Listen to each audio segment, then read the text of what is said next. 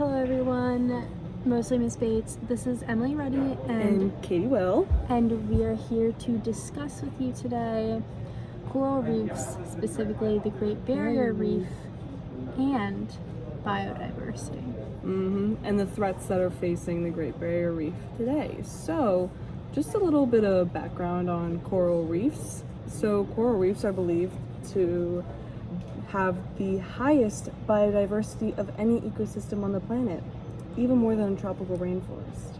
It's very interesting because the tropical rainforest is like so many animals there. So many, yeah. So many. Even though it occupies less than 1% of the ocean floor, coral reefs are home to more than 25% of marine life. And why is this important? Well, a highly biodiverse ecosystem can withhold many different species and is often resilient to changing conditions and can better withstand significant disturbances like we've learned about in the past units of APES. And coral reefs supply a lot to humans and of course to the animals that inhabit it, but they provide millions of people with food, medicine, protection from storms, and revenue from fishing and tourism. I feel like tourism is like really overlooked when we talk about biomes, because it's so interesting because like no matter the biome, like people are gonna visit. Like even Antarctica, like I think in my personal opinion, like it's such an interesting place that like people like will eventually want to go visit. I want to go visit now, but it's like there's certain things that aren't.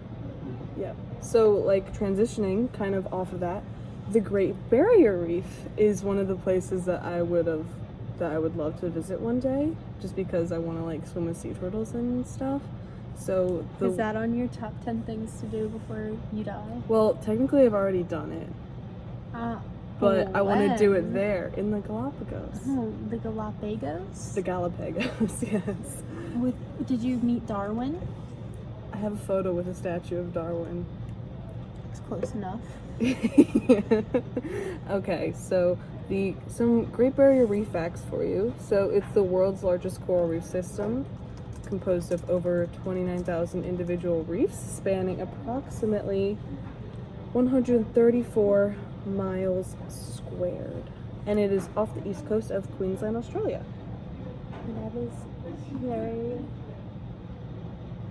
It's so big that you can see it from space. Yes, you can see it from space. And going back to the tourism, the reef generates approximately 5 to 6 billion Australian dollars per year, which is huge.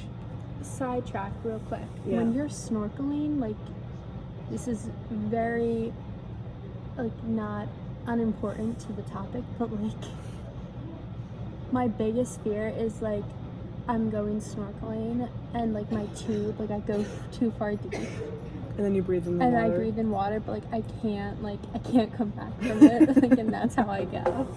Like, do you know what I mean? How you go. Like, I would be that person, like, oh, I didn't know how to snorkel properly. No, but also off topic, I had, like, a wonky snorkel, so, like, every time I would breathe in there, it would always be, like, water. And I would have to, like, literally spit it out, empty it, and then put it, not spit, but, like, can you really swim with the fish if you can't get, like, all the way to their level? Like, what if, maybe I would rather we kind of cheated a bit, and we took off our life jackets, and we kind of swim with, like, some sea lions and some turtles. You could have died. Well, I didn't have my snorkel on as well. Did you have goggles on at least? Yeah. So the goggles were connected to the snorkel, and you just let the snorkel just dangle. I think goggles are, like, the most underrated thing. Like, I love a good pair I don't know of goggles. how, when this is also, like, unrelated, but, like, if I go swimming, like, I can hold my breath for maybe 15 seconds, but when I have goggles, like, I'm down there for 2 minutes. I'm like, there's no way. Yeah, I'm exaggerating, but, like, it's a significant longer time. Okay, some fun facts about the Great Barrier Reef before we more dive into its diversity. It is one of the 7 wonders of the natural world. So things like Mount Everest, natural. Natural. Nothing man-made. I think of the Taj Mahal, but that's not. That's definitely man-made. And it is equivalent to that size. Oh wait, the size is equivalent to that of the United Kingdom, Holland, and Switzerland combined. That's a huge. That's pretty big. That's really, like, that's genuinely bigger than I thought it was. Because I thought, like, I don't know, when you see pictures, you're like, oh, like, that's cool, like, it's a nice little, like, cool spot. Mm-hmm. That's big. It's huge. So, I wonder, how diverse is the Great Barrier Reef? It supports more than big. It's pretty. it supports more than 1,500 different fish species. It's quite a lot. 30 species of whale, dolphins, and porpoises, and approximately 6 species of sea turtle.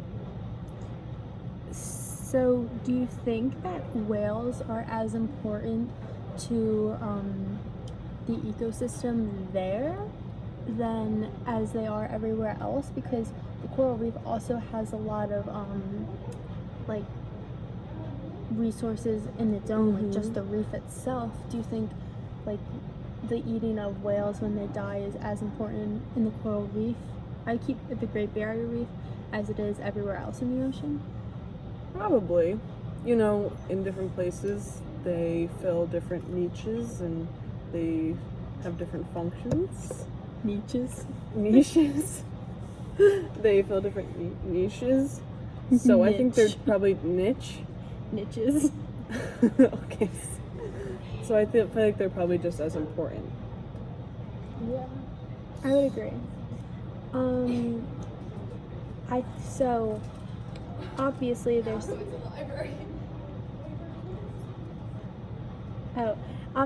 some threats to the Great Barrier Reef, and one of them is climate change. Very important right now. So basically, the ocean temperature is warming up, and this puts stress on coral and can lead to coral. Sorry, get it? Chlorine? No.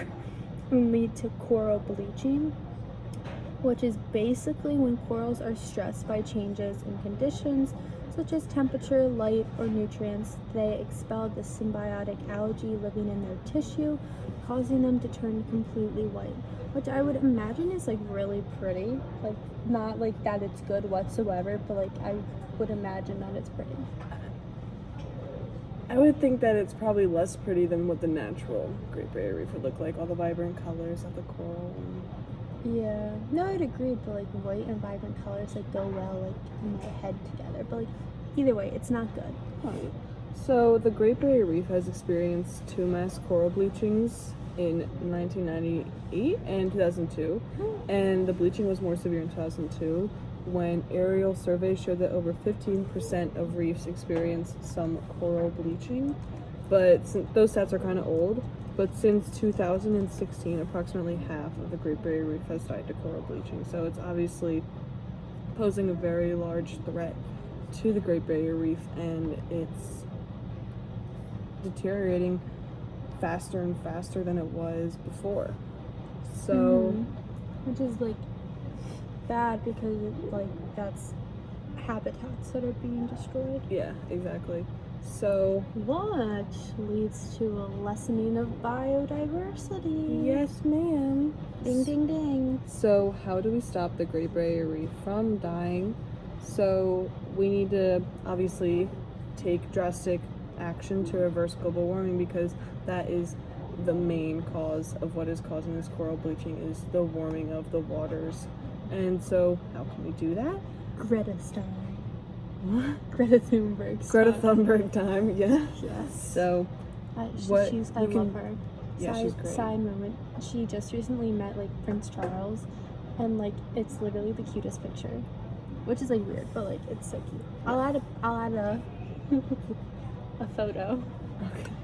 So, one thing that we can really do to help reverse global warming is we can reduce our carbon footprint. And what I found through my research is some very easy ways to reduce your carbon footprint. So, number 1, you start to eat less meat or participate in Meatless Mondays like Miss Bates does and like we did at our vegan potluck. APES giving. Yeah, love that. APES love. So just limiting your meat consumption can make a huge difference. So greenhouse gases from agriculture business, their emissions are at some points even bigger than fossil fuels. So that is what is like causing the warming, is the greenhouse gases in the atmosphere. Another way that you could reduce your carbon footprint is to drive less. You know, choose to walk, cycle, or carpool. Driving to work emits car exhaust, which also contributes to I feel like global warming. driving this, like, this is kind of like a, I don't know how to explain it, but so like major cities are like near water, right? Yeah, for the most part. But like either way, like the most traffic is going to be in the city, but it's also the easiest to not drive in the city, because like here, like it's so difficult to, like, you can't walk anywhere. Like I'll get hit by a car. Yeah, this is obviously more obtainable for like cities like New York, Philly, places where it's more accessible to get around by like walking and cycling. But also even just like we could carpool. Yeah, we could. And that also can help. Every little bit helps. Yeah. So, and lastly, plant a garden or something small. Just plant some plants, because those plants absorb the carbon dioxide, reducing the excess in the air. And I know that might not work well around this time of year in the winter, because it's kind of chilly. But in the summer or when it's spring and it's still warm out, you can just plant something. And if you're in a city, like we talked about, it could help reduce that urban heat island effect, which is causing like a lot of global warming around the world. And you never really realize how like urban heat is like how much it affects the temperature.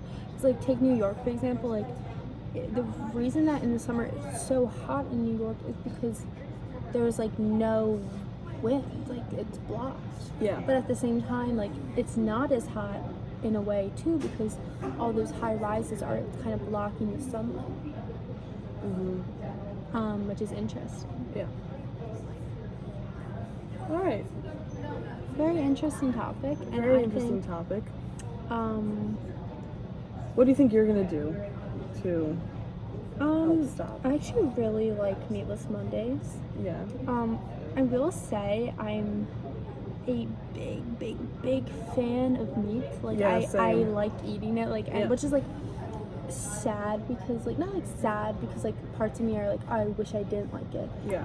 But like, and it's very hard to avoid. Like I feel like a common misconception, at least in my head, is like eating healthier is better for you. But like, it's, and like people say it's less expensive, but like if you like go to a restaurant, like fries are gonna be $5. And not like fries or like a hamburger or a hot dog. Like you can get that on the street and it's like $2. Like you can get a salad like from Salad Works and that's like $10. So like there's obviously such like monetary differences where like it's definitely understandable why like people who have lower incomes eat more meat, because like although it's heavily processed meat and like the good meats are like expensive, like it's still like some sort of meat. Yeah, like when you think about going through like fast food, you don't think, oh, I'm gonna go in and I'm gonna get a salad. You think, oh, I'm gonna go get a burger, go get some chicken nuggets. No matter how processed they are still meat in that. But also that like processing and manufacturing of that meat is what adds to the global warming. Yeah, but then like again, like if you go to a salad place, it's gonna cost you $10 more, and like for low income families, it's just not attainable to eat that way. Yeah. So there are like, obviously Meatless Mondays are very, very doable. Yeah, like one day it's like but like going completely vegetarian is just not obtainable for some people, which is very understandable. But and also still, health risks. Like my cousin lives in Seattle, and they're all very like conscious of like their environment. Yeah. So she's a vegetarian, but she like has like pills, like she's like iron deficient now, and like it's also like you can eat as many nuts as you want, and like it might not necessarily. But tofu is a good source of it. But again, tofu is so expensive. Like good tofu, I guess. Yeah. Like I don't know what it runs for, but like if I quick Google it, a giant on my homestead. Yeah. But I feel like definitely carpool more. Yeah. Carpooling's fun if you're carpooling with people that you like. Yeah. But If it's like someone you hate, like I had a carpool with like I don't want to give an example, but like like there's certain like yeah. But it's also like very long distance rides, like if you're going on a trip like with your family or your friends, then it's like carpool. Yeah, obviously. My family likes to stick like the maximum 8 people in a car whenever we go on like long rides. Yeah, as it should be. Like I would stick as many people as But I always get stuck in the back. The back? The back. The back or the front is the best. Anywhere in between you get stuffed. Like I hate the back. one time, this is probably not good, but we were on a road trip and like I was sitting in the trunk and like it wasn't safe, but it was comfortable. Like I had like room. Maybe we should edit that out. It's a give and take. Like with anything, it's situational. Yeah. Okay, how much is tofu a giant? It's $5. Oh, okay. Which is like expensive because you can get 5 for $5 at, I don't know. There's like some deal at McDonald's with chicken nuggets. Chicken nuggets at McDonald's. Yeah. So, I guess we should wrap this up. Yeah, we should. We should really wrb this up. So It's $1.69 though. There's a big difference. Just like to say thank you to the Huffington Post, oceanservice.org, and GreatBarrierReef.org, and CoralReefs.org for this lovely information that we have acquired and talked about today. And the Queensland Museum. That's where Queensland is. That's where I got my information from. So yes, thank you for tuning in to Emily and Catherine talk about biodiversity. Maybe we'll be covering some other topics in the near future, like I don't know, random topics. Yeah. I'm very informational about the Kardashians. I can interest you in a Kardashian podcast. I can do a Harry Potter podcast. Yes, Slytherins. Okay. Thank you for listening, and please give us 2.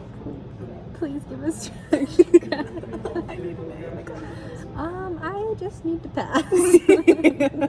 Just kidding. To clarify to anyone listening other than Miss Babe, because like she knows, like I will pass the class with flying colors, but maybe just not an A. Yeah. Okay, thank you for listening. All right. Signing off. Bye-bye. Bye.